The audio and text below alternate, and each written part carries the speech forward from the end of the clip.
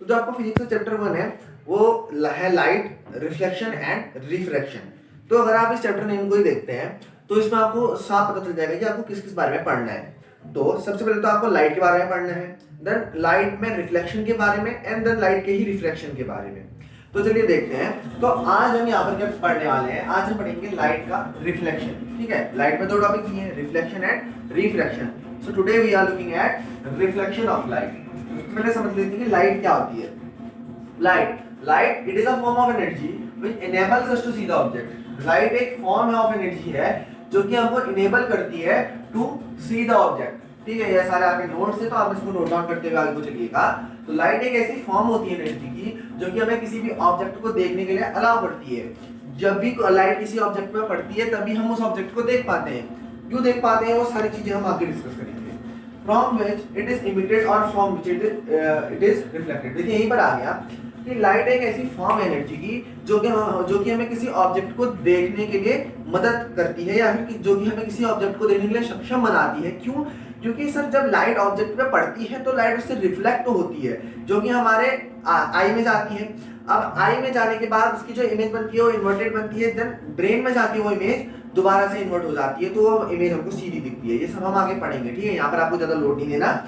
यहाँ पर आप सिर्फ इतना समझिए कि लाइट एक ऐसी फॉर्म ऑफ एनर्जी है जो कि हमको अलाउ करती है किसी भी ऑब्जेक्ट को देखने के लिए। क्यों अलाउ करती है सर? क्योंकि जब लाइट उस ऑब्जेक्ट से रिफ्लेक्ट होगी तो हमारी आंखों में जाएगी जिससे हम उसको देख पाएंगे।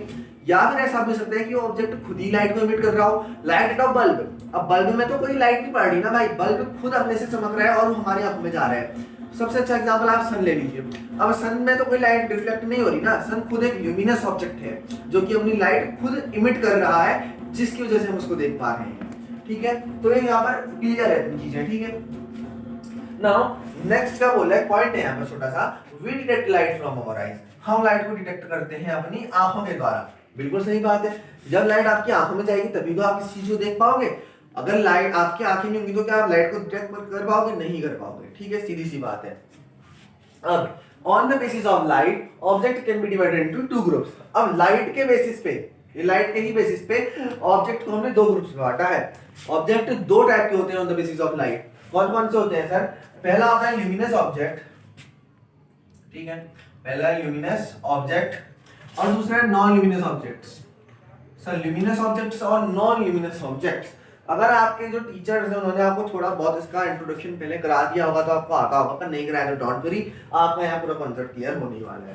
सो ल्यूमिनस ऑब्जेक्ट क्या होता है? The object which emit their own light. ऐसे ऑब्जेक्ट ना सर जो अपनी खुद की लाइट को इमिट करते हैं, खुद की लाइट देते हैं। अब जैसे मैं सन की बात कर रहा हूँ कि सन किसी की लाइट ले रहा है? नहीं सर, सन खुद की लाइट इमिट कर रहा है। क्या बल्ब किसी की लाइट ले रहा है? नहीं, बल्ब के पास खुद की लाइट है, वो उसको तोड़ रहा है। क्या ट्यूबलाइट किसी की लाइट ले रहा है? नहीं। क्या कैंडल किसी की लाइट ले रही है? नहीं। क्या आपके घर में जो एलपीजी हो किसी से लाइट ले रही है? नहीं। वो बर्निंग के लिए उसको एक चीज चाहिए, बर्निंग के लिए उसके पास फ्यूल है तो वो उसी का यूज करिए। लेकिन लाइट तो फायर के पास अपनी खुद की है ना, कैंडल के पास लाइट तो अपनी खुद की है, तो वो किसी से रिफ्लेक्ट तो नहीं कर रही ना, किसी की लाइट को नहीं कर रही सर। तो इसका मतलब हम कह सकते हैं कि ल्यूमिनस ऑब्जेक्ट जैसे कि हमारे सन है और अदर स्टार्स, जितने भी स्टार्स हैं वो सारे ल्यूमिनस होते हैं। यहाँ पर एक चीज याद रखना कि मून एक ल्यूमिनस ऑब्जेक्ट नहीं है, मून के पास अपनी खुद की लाइट नहीं होती है, मून सन के द्वारा ही रिफ्लेक्ट होता है। किस तरीके से समझ सकते हैं हम इसको? ये हमारा सन है, लेट अस से,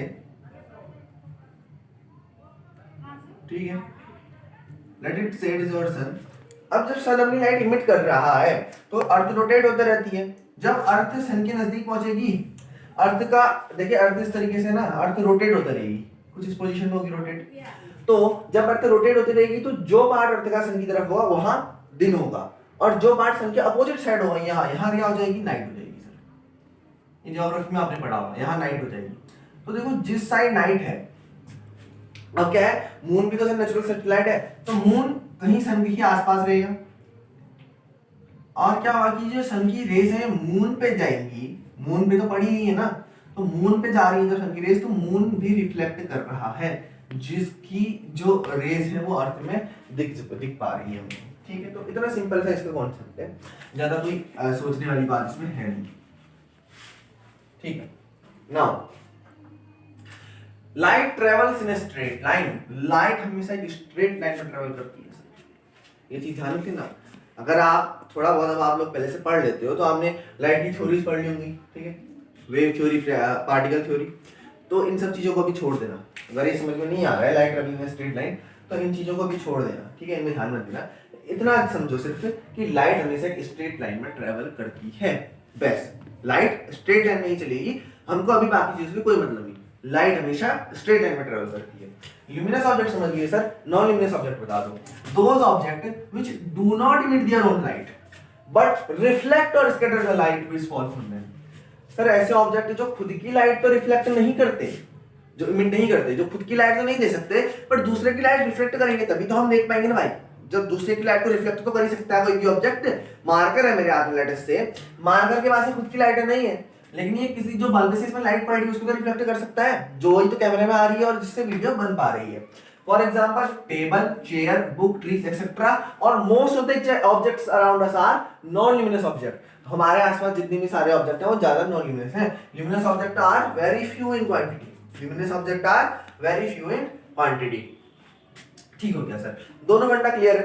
अब यहाँ से क्वेश्चन क्या बनता है, क्वेश्चन एनालाइज क्या हो सकता है वो देखो। डेफिनेशन तो फिर आज ये हम पढ़ लेंगे। एक और क्वेश्चन ये बन सकता है कि how can we see luminous object और how can we see non luminous object, या why do we see non luminous object. चलो ल्यूमिनस ऑब्जेक्ट आ गया तो हमने लिख दिया because they emit their own light so we can easily see luminous object. अगर क्वेश्चन ऐसा आ गया as non-luminous object does not emit their own light so how can we see them, and non-luminous object तो हमने कोई light emit नहीं करते तो हम उनको क्यों देख पाते हैं। साइंस है भाई, साइंस बता रहा है आपको कि non-luminous object अपनी लाइट इमिट नहीं कर पाते, पर क्वेश्चन पूछेगा कि क्यों, बताएगा, रीजन भी देता है साइंस में क्वेश्चन। आप में जो क्वेश्चन पेपर में क्वेश्चन आता है वो रीजन भी देता है कि हाँ बताएगा आपको कि नॉन ल्यूमिनस ऑब्जेक्ट लाइट को इमिट नहीं कर पाते हैं पर हम उनको देख पाते हैं। उसका सीधा सीधा आंसर होगा बिकॉज़ दे रिफ्लेक्ट और scatter the light which falls on them. जो लाइट वो लाइट इमिट नहीं कर रहे हैं, लेकिन जो लाइट उन पर पड़ रही है वो तो रिफ्लेक्ट कर रहे हैं ना, तभी तो हम देख पा रहे हैं। तो तभी हम जब अंधेरे कमरे में होते हैं तो कोई ऑब्जेक्ट नहीं दिखता, एक बल्ब जला दो सब चीजें दिख जाती है। क्यों? क्योंकि वो चीजें बल्ब की लाइट को रिफ्लेक्ट कर रही हैं और वो आपकी आंख में जा रही है वो light. Nature of light, light का नेचर कैसा होता है? नेचर सर बोलते ना तेरा नेचर बड़ा खराब है भाई, मतलब व्यवहार हम कह सकते हैं ना, या व्यवहारी नेचर होता है किसी का हम बोलते हैं। तो नेचर कैसा होता है लाइट का? There are two theories about the nature of light. Light के नेचर के बारे में हमारे पास दो थ्योरी है। दो थ्योरी कौन कौन सी है सर? पहली है वेव थ्योरी ऑफ लाइट, दूसरी है particle theory of light. Wave theory क्या होती है, पार्टिकल थ्योरी क्या होती है? Now according to the wave theory of light, light consist of electromagnetic waves which do not require any a material medium like solid, liquid and gas for their propagation. Wave theory of light के अनुसार जितनी भी light है वो electromagnetic waves में को consist करती है। जितनी भी लाइट है उसमें क्या है? इलेक्ट्रोमैग्नेटिक वेव्स है सर। वेव पढ़ा था ना इंट में, साउंड चैप्टर में पढ़ा था। तो इलेक्ट्रोमैग्नेटिक वेव्स जो होती है लाइट उस फॉर्म में ट्रेवल करती है। जो इलेक्ट्रोमैग्नेटिक वेव्स होती है ना सर, वो कोई मटेरियल मीडियम रिक्वायर नहीं करती है हमने प्रोपेगेशन के लिए या अपने आगे बढ़ने के लिए। जैसे कि सॉलिड, लिक्विड या गैस की जरूरत नहीं है लाइट को आगे बढ़ने के लिए, आपके पास कुछ नहीं है, लाइट उसमें बढ़ती रहेगी, ऐसा बोल रहे हैं। ठीक है, इलेक्ट्रोमैग्नेटिक वेव्स है सर, कोई मटेरियल मीडियम नहीं चाहिए इसको। ठीक हो गया सर? ठीक हो गया। अब wavelength of visible light wave is very small, being about 4 × 10⁻⁷ to 10 × 7। अब सर हमने कहा कि लाइट इलेक्ट्रोमैग्नेटिक वेव है तो उसकी वेवलेंथ भी तो होगी, लंबाई जो हम निकालते हैं वेवलेंथ की, इस तरीके से जो एक वेव की जो लेंथ होती है उसी को तो बोलते हैं ना वेवलेंथ। हाँ जी बिल्कुल। तो वेवलेंथ क्या होती है विजिबल लाइट वेव्स की? विजिबल लाइट वेव्स यानी कि ऐसी लाइट वेव्स जो कि हम देख पाते हैं। ठीक है, कितनी होती है? बहुत छोटी होती है सर, 4⁻⁻7 से 8⁻⁷ मीटर। जरूर लिखना, यहाँ पर मीटर लगा देना। ठीक है, तो 4⁻⁷ मीटर से 4 दूनी 8⁻⁷ मीटर, इस तरीके से आप याद कर सकते हो। -7 दोनों में कॉमन है। अब सर स्पीड की बात आती है तो वेव थ्योरी ऑफ लाइट हमको स्पीड बताती है कि स्पीड ऑफ लाइट बहुत हाई है, 3 × 10⁸ मीटर पर सेकंड। कहाँ? वैक्यूम में सर, वैक्यूम में sir. In other words 3 lakh kilometre पर सेकंड, 3⁵ किलोमीटर पर सेकंड भी आप इसको लिख सकते हो। यहाँ पर मैंने मीटर में दिया है क्योंकि आपकी बुक में मीटर में दिया है। कन्वर्जन करना आपको आना चाहिए, कन्वर्जन करना आपको आना चाहिए। Particle theory of light, wave theory पढ़ ली सर। वेव थ्योरी सिर्फ इतना बोलती है लाइट वेव है, इलेक्ट्रोमैग्नेटिक वेव है, उसको अपने प्रोपगेशन के लिए कोई भी सॉलिड, लिक्विड और गैस नहीं चाहिए। उसकी वेवलेंथ ना 4 × 10⁻⁷ मीटर से 8 × 10⁻⁷ मीटर होती है और उसकी स्पीड होती है 3 × 10⁸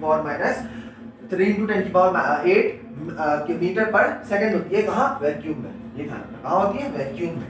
particle theory of light sir, इसके according to the particle theory of light, light is composed of particles. Light particle से कंपोज करती है जो कि एक स्ट्रेट लाइन में ट्रैवल करती है सर, और बहुत ही हाई स्पीड में। लाइट पार्टिकल के फॉर्म में है जो कि एक स्ट्रेट लाइन में चलती है बहुत ही हाई स्पीड में। एलिमेंट्री पार्टिकल यानी कि लाइट पार्टिकल के फॉर्म में है, लेकिन किस पार्टिकल के फॉर्म में है? फोटोन। लाइट किस फॉर्म में है? फोटोन के फॉर्म में है। तो लाइट हमने पढ़ लिया भाई, एलिमेंट्री पार्टिकल फोटोन के फॉर्म में लाइट की रेज जो है वो ट्रैवल करती है। वेव थ्योरी बोलती है सर लाइट वेव के चक्कर में चलती है। पार्टिकल थ्योरी बोलती है कि स्ट्रेट लाइन के चक्कर में चलते हैं। आखिर माने तो माने किसकी? लाइट की तो दो थ्योरीज हो गई भाई, वेव थ्योरी भी हो गई और पार्टिकल थ्योरी भी हो गई। माने तो माने किसकी? लास्ट में अंततः क्वांटम थ्योरी आई। ध्यान रखना, क्वांटम थ्योरी ऑफ लाइट आई। अब क्वांटम थ्योरी ऑफ लाइट ने हमको बताया कि हमें क्या वेव थ्योरी माननी चाहिए या हमें पार्टिकल थ्योरी माननी चाहिए। तो सर हमने दोनों थ्योरी को स्टडी किया, वेव थ्योरी को भी और पार्टिकल थ्योरी को भी। लास्ट में क्या पता चला पता है? लाइट दोगली है। लाइट दोगली है, लिख देना कहीं पर, लाइट दोगली है। कैसे है सर?